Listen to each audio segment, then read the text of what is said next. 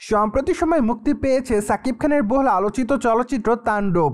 চলচ্চিত্রটিতে অবশ্য তার বিপরীতে দ্য ফার্স্ট টাইম অভিনয় করতে দেখা গিয়েছে ছোট পর্দার দর্শকপ্রিয় তারকা সাবিলা নূরকে। পাশাপাশি অবশ্য চলচ্চিত্রের পর্দায় সম্পূর্ণ গুরুত্বপূর্ণ একটি চরিত্রে অভিনয় করতে দেখা যায় দুই বাংলার তারকা জয়া হোসানকে। তাই তো বলাই বাহুল্য যে দ্য ফার্স্ট টাইম এই তিন তারকাকে চলচ্চিত্রের পর্দায় দেখেছে তাদের সকল দর্শকরা।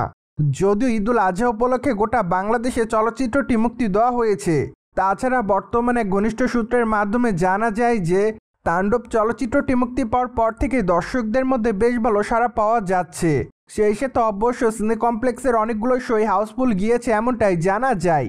তাই তো বলাই বাহুল্য যে চলচ্চিত্রটি বেশ ভালোই অর্থ ইনকাম করবে প্রথম দিনে। বাই দ্য ওয়ে, চলচ্চিত্রের গল্পের মধ্যে নতুনত্ব থাকবে এর আগে জানিয়েছিলেন চলচ্চিত্রের নির্মাতা। অন্যদিকে চলচ্চিত্রের পর্দায় সাকিব খানের অ্যাকশন দৃশ্যতেও এবার নতুনত্ব ছিল। তাই তো বলাই বাহুল্য যে এবার তাণ্ডব চলচ্চিত্রের মাধ্যমে তার সকল দর্শকরা তাকে নতুন এক অবতারে দেখেছে।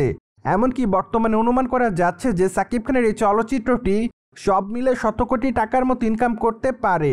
যাই হোক, চলচ্চিত্রটি আসলে কত টাকা ইনকাম করে তা তো অবশ্য 2-3 মাস পরই জানা যাবে বিস্তারিতভাবে। কিন্তু বর্তমানে এক ঘনিষ্ঠ সূত্রের মাধ্যমে জানা যায় যে চলচ্চিত্রটি প্রথম দিনে বেশ ভালো অর্থ ইনকাম করে। তাছাড়া ঈদুল আজহা উপলক্ষে যে সকল চলচ্চিত্র মুক্তি পেয়েছে তার মধ্যে থেকে সবথেকে বেশি ইনকামের দিক থেকে এগিয়ে রয়েছে সাকিব খানের বহুল আলোচিত চলচ্চিত্র তাণ্ডব। বাই দ্য ওয়ে, তাণ্ডব চলচ্চিত্রের গল্পটি নিয়ে নির্মাতা বেশ ভালোই কাজ করেছে।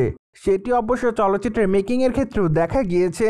পাশাপাশি চলচ্চিত্রের বিজিএমটাও বেশ অসাধারণ ছিল, যা অবশ্য চলচ্চিত্রটি দেখার সময় দর্শকরা খুব এনজয় করেছে।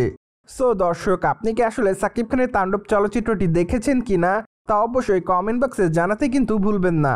And subscribe our channel for more update.